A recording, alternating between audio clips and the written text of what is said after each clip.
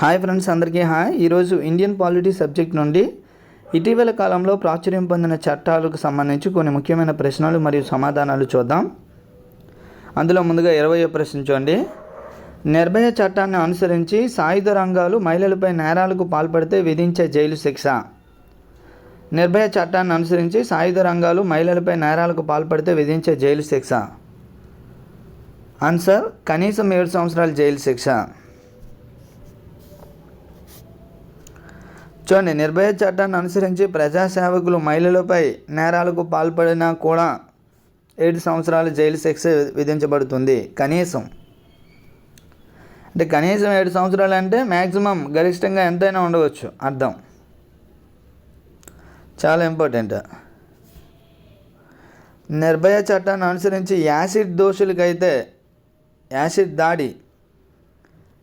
దాడి దోషులకైతే కనీసం 10 సంవత్సరాలు అలా కూడా అడగవచ్చు. చూడండి, నిర్భయ చట్టాన్ని అనుసరించి యాసిడ్ దాడి దోషులకు కనీసం ఎన్ని సంవత్సరాలు జైలు శిక్ష అంటే 10 సంవత్సరాలు. ప్రజాసేవకులు మహిళలపై నేరాలకు పాల్పడితే జైలు శిక్ష ఎన్ని సంవత్సరాలు అంటే 7 సంవత్సరాలు. మరి సాయుధ బలగాలు మహిళలపై నేరాలకు పాల్పడితే కనీసం విధించే జైలు శిక్ష ఎంత అంటే కనీసం 7 సంవత్సరాలు. నెక్స్ట్ 21వ ప్రశ్న. క్రింది చట్టాలలో బ్రిటిష్ ప్రభుత్వం 1856లో ఆమోదించిన చట్టాలు ఏవి? క్రింది చట్టాలలో బ్రిటిష్ ప్రభుత్వం 1856వ సంవత్సరంలో ఆమోదించిన చట్టాలు ఏవి? చూడండి, ఆప్షన్స్ చూద్దాం. హిందూ వితంతు పునర్వివాహ చట్టం. హిందూ వితంతు పునర్వివాహ చట్టం ఇది 1856. దీనికి భారతదేశం తరపు నుండి కృషి చేసినది ఎవరు అంటే ఈశ్వర్ చందర్ విద్యాసాగర్.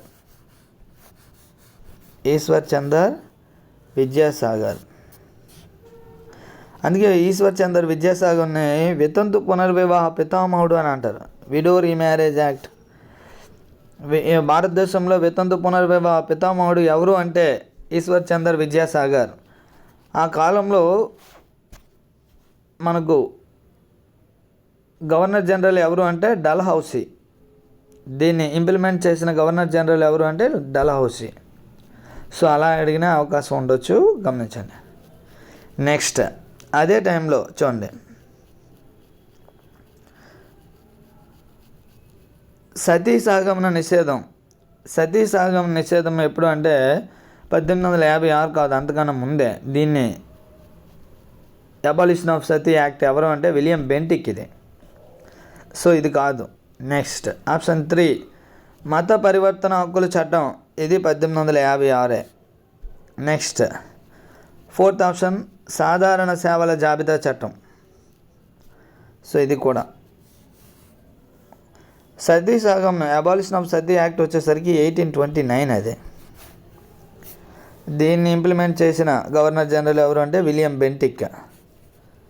అతన్నే వెస్టర్న్ ఎడ్యుకేషన్ పితామహుడు అంటారు. పాశ్చాత్య విద్య పితామహుడు అని ఎవరిని అంటారంటే William బెంటిక్కే.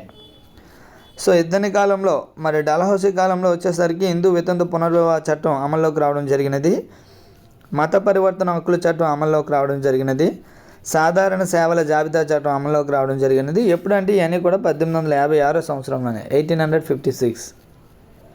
So answer option C 134. Answer option C 134. Next 22వ ప్రశ్న. 2024 లోక్సభ ఎన్నికల్లో కేంద్ర ఎన్నికల సంఘం సూచించిన షరతులు. 2024 లోక్సభ ఎన్నికల్లో కేంద్ర ఎన్నికల సంఘం సూచించిన షరతులు ఏమిటి అని చెప్పి మనకు అడగడం జరిగింది. ఆన్సర్ చూడండి, ఆప్షన్స్ చూద్దాం. ఎలక్టోరల్ బాండ్స్ని రద్దు చేశారు. కరెక్టే, ఎలక్టోరల్ బాండ్స్ని రద్దు చేయడం జరిగినది. నెక్స్ట్ ఎన్నికలు ముగిసిన 30 రోజుల్లోపు వ్యయానికి సంబంధించిన అఫిడవిట్ సమర్పించాలి. అది కూడా కరెక్టే. ఎన్నికలు ముగిసిన 30 రోజుల్లోపే ఎన్నికలకు సంబంధించి అఫిడవిట్ సమర్పించాలి. నెక్స్ట్ సి పెయిడ్ న్యూస్ చెల్లింపులు నేరంగా గుర్తించారు. చూడండి, పెయిడ్ న్యూస్ చెల్లింపులు ఎవరికైనా డబ్బులు ఇవ్వడం ఇలాంటివన్నీ కూడా నేరంగా గుర్తించడం జరిగినది. సో ఆన్సర్ పైవన్నీ. నెక్స్ట్ 23వ ప్రశ్న. నిర్భయ చట్టాన్ని అనుసరించి ఏది నేరం? నిర్భయ చట్టాన్ని అనుసరించి ఏది నేరం? ఆప్షన్స్ చూడండి. బాధితుల వాంగ్మూల ప్రక్రియను వీడియో చిత్రీకరించడం. బాధితుల వాంగ్మూల ప్రక్రియను వీడియో చిత్రీకరించడం చూడండి, అది కూడా నేరమే. నెక్స్ట్ ఆప్షన్ బి, లైంగిక హింసకు గురైన మహిళలకు ప్రభుత్వ ప్రైవేట్ ఆసుపత్రుల వైద్యానికి నిరాకరించడం. చూడండి, ఈ రెండు కూడా నేరమే. లైంగిక హింసకు గురైన మహిళలకు ప్రభుత్వ లేదా ప్రైవేట్ ఆసుపత్రులు వైద్యానికి నిరాకరించిన నేరమే. బాధితుల వాంగ్మూల ప్రక్రియను వీడియో చిత్రీకరించడం, ఇది కూడా నేరమే. So answer both. నెక్స్ట్ 24వ ప్రశ్న, నిర్భయ చట్టానికి గల మరొక పేరు ఏమిటి? నిర్భయ చట్టానికి గల మరొక పేరు ఏమిటి అంటే ఆన్సర్ లైంగిక వేధింపుల నిరోధము లేదా నిషేధము లేదా పరిష్కార చట్టం. లైంగిక వేధింపుల నిరోధక చట్టము లేదా నిషేధ చట్టము లేదా పరిష్కార చట్టం 2013గా పేర్కొంటారు. లైంగిక వేధింపుల నిరోధ చట్టము 2013 లేదా నిషేధ చట్టము లేదా పరిష్కార చట్టం. ఇంపార్టెంట్ ఇది. నెక్స్ట్ 25వ ప్రశ్న, కెమికల్ క్యాస్ట్రేషన్ అనగా? చూడండి, కెమికల్ క్యాస్ట్రేషన్ అనగా ఆప్షన్స్ చూద్దాం. క్యాస్ట్రేషన్ అంటే ఈ ముష్కాలను చూడండి, ఆప్షన్స్ చూద్దాం. ఆప్షన్ ఏ, సెక్స్కు పనికి రాకుండా రసాయనాలతో నపుంసకులుగా మార్చడం. సెక్స్కు పనికి రాకుండా రసాయనాలతో నపుంసకులుగా మార్చడం. ఆప్షన్ బి, టెస్టోస్టెరాన్ స్థాయి తగ్గిపోయే విధంగా చేయడం. యాక్చువల్గా చూడండి, ఈస్ట్రోజన్ స్త్రీలలో అయితే ఈస్ట్రోజన్ ఇది మనకు ఈ యొక్క పునరుత్పత్తికి సంబంధించి హార్మోన్స్, అదే పురుషుల్లో అయితే టెస్టోస్టెరాన్.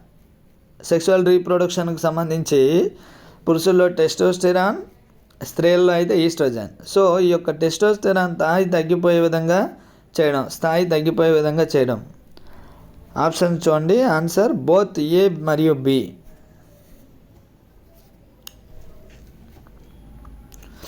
నెక్స్ట్ 26వ ప్రశ్న, 1979వ సంవత్సరంలో లైంగిక వేధింపుల కేసులో కెమికల్ క్యాస్ట్రేషన్ శిక్ష విధించిన సుప్రీంకోర్టు జడ్జి ఎవరు? 1979వ సంవత్సరంలో లైంగిక వేధింపుల కేసులో కెమికల్ క్యాస్ట్రేషన్ శిక్ష విధించిన సుప్రీంకోర్టు జడ్జి చూడండి, ఆన్సర్ విఆర్ కృష్ణ అయ్యర్. చూడండి, విఆర్ కృష్ణ అయ్యర్. ఇంపార్టెంట్. 1979వ సంవత్సరంలో లైంగిక వేధింపుల కేసులో కెమికల్ క్యాస్ట్రేషన్ శిక్ష విధించిన సుప్రీంకోర్టు జడ్జి ఎవరు అంటే విఆర్ కృష్ణ అయ్యర్. నెక్స్ట్ 27వ ప్రశ్న, మహిళలపై నేరాలను నియంత్రించేందుకు సిఫార్సులు చేయాలని మహారాష్ట్ర ప్రభుత్వం ఏర్పరిచిన కమిటీ చైర్మన్. మహిళలపై నేరాలను నియంత్రించేందుకు సిఫార్సులు చేయాలని మహారాష్ట్ర ప్రభుత్వం ఏర్పరిచిన కమిటీ చైర్మన్ ఎవరు? ఆన్సర్ చంద్రశేఖర్.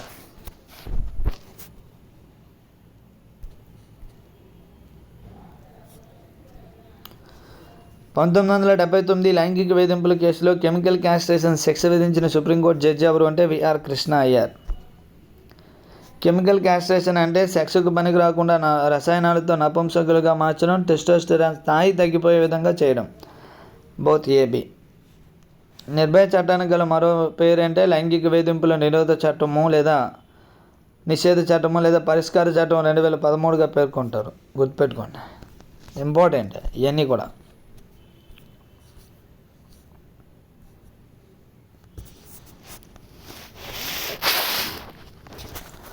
నెక్స్ట్ 28వ ప్రశ్న, ఇష్టం వచ్చినట్టు యాసిడ్ విక్రయించే వ్యాపారులకు విధించే జరిమానా. ఇష్టం వచ్చినట్లు యాసిడ్ విక్రయించే వ్యాపారులకు విధించే జరిమానా. ఆన్సర్ 50,000 రూపాయల జరిమానా. నెక్స్ట్ 29వ ప్రశ్న, యాసిడ్ దాడి బాధితులకు తక్షణ సాయం. యాసిడ్ దాడి బాధితులకు తక్షణ సాయం ఎంత? చూడండి, ఆప్షన్ ఏ 15 రోజుల్లో ₹1,00,000 అందించాలి. ఆప్షన్ బి 2 నెలల్లో 2 లక్షలను అందించాలి. 15 రోజుల్లోగా ₹1,00,000 అందించాలి, 2 నెలల్లోగా 2 లక్షలు అందించాలి. ఆన్సర్ బోత్ ఏ మరియు బి. నెక్స్ట్ 30వ ప్రశ్న, యాసిడ్ను ఎవరికి అమ్మాలి? యాసిడ్ను ఎవరికి అమ్మాలి? చూడండి ఆన్సర్ ఆప్షన్ ఏ 18 సంవత్సరాలు నిండి చిరునామా ధ్రువపత్రం చూపిన వారికి. 18 సంవత్సరాల నిండి చిరునామా ధ్రువపత్రం సమర్పించిన వారికి అమ్మాలి. నెక్స్ట్ 31వ ప్రశ్న, నిర్భయ చట్టం అమల్లోకి వచ్చిన తర్వాత ఆ చట్టం క్రింద మొదటి తీర్పు వెలువరించినది. నిర్భయ చట్టం అమల్లోకి వచ్చిన తర్వాత ఆ చట్టం కింద మొదటి తీర్పు వెలువరించిన వరంగల్ కోర్టు ఏ తేదీన ఆ యొక్క తీర్పును వెలువరించడం జరిగినది? ఆన్సర్ 2014 మార్చి 29న. నిర్భయ చట్టం కేంద్రంలో అమల్లోకి వచ్చింది కదా, అయితే ఆ చట్టం కింద మొట్టమొదటి తీర్పు ఏ కోర్టు ఇచ్చింది అంటే వరంగల్ కోర్టు. ఎప్పుడు ఇచ్చింది అంటే ఆన్సర్ 2014 మార్చి 29న ఇవ్వడం జరిగినది. నెక్స్ట్ 32వ ప్రశ్న, గర్భ విచ్ఛిత్తి చట్టం రూపొందించిన కాలం. గర్భ విచ్ఛిత్తి చట్టం రూపొందించిన కాలం ఇంపార్టెంట్. ఆన్సర్ 1971 సంవత్సరం. నెక్స్ట్ 33వ ప్రశ్న, విద్యా హక్కు చట్టం. చూడండి 33వ ప్రశ్న చూడండి, విద్యా హక్కు చట్టం మైనారిటీ విద్యా సంస్థలకు వర్తించదని సుప్రీంకోర్టు తీర్పు చెప్పిన కాలం.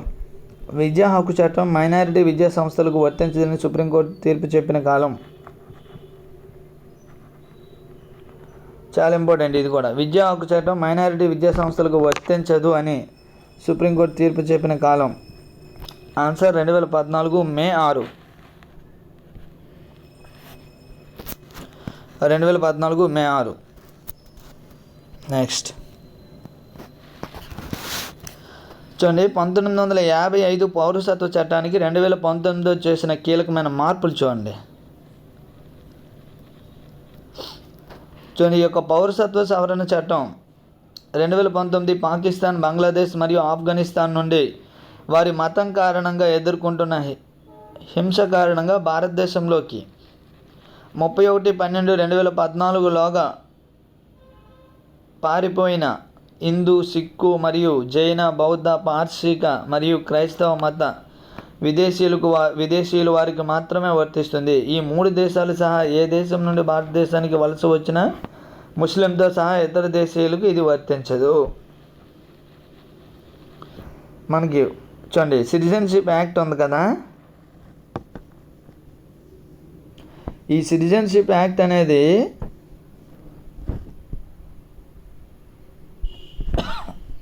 పాకిస్తాన్, బంగ్లాదేశ్ మరియు ఆఫ్ఘనిస్తాన్ నుండి వారి మత